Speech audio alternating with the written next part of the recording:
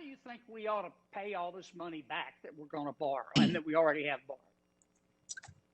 I think that we will need to get back on a sustainable fiscal path, and the way that has worked when it's successful is you just get the economy growing faster than the debt.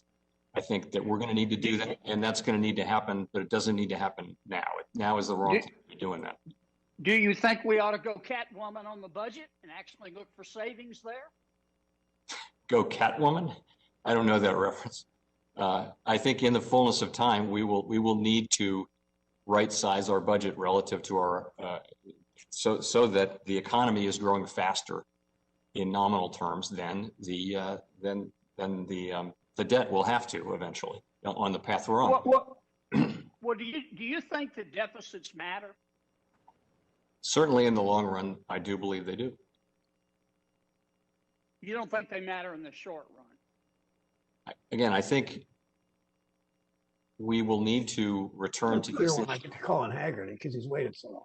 This we'll need to return to this issue, but I wouldn't return to it now. And the way to get after this issue is to get a situation where the economy is growing faster in nominal terms than the debt is. What if that becomes the case, but your spending's also growing faster than your economy? Well, no, that is the deficit. I mean, the question really is that the deficit is the difference between intake and spending.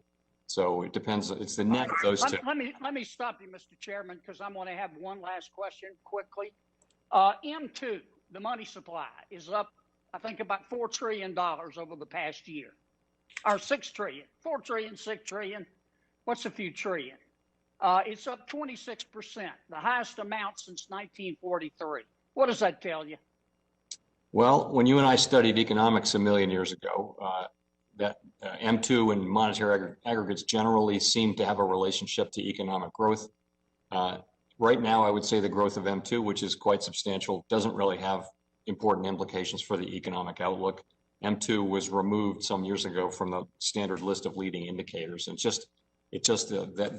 that classic relationship between monetary aggregates and economic growth and the size of the economy, it just no longer holds. We've had big growth of monetary aggregates at various times without inflation, so something we have to unlearn, I guess. Thank you, sir. Thank you, Mr. Chairman. Thank you.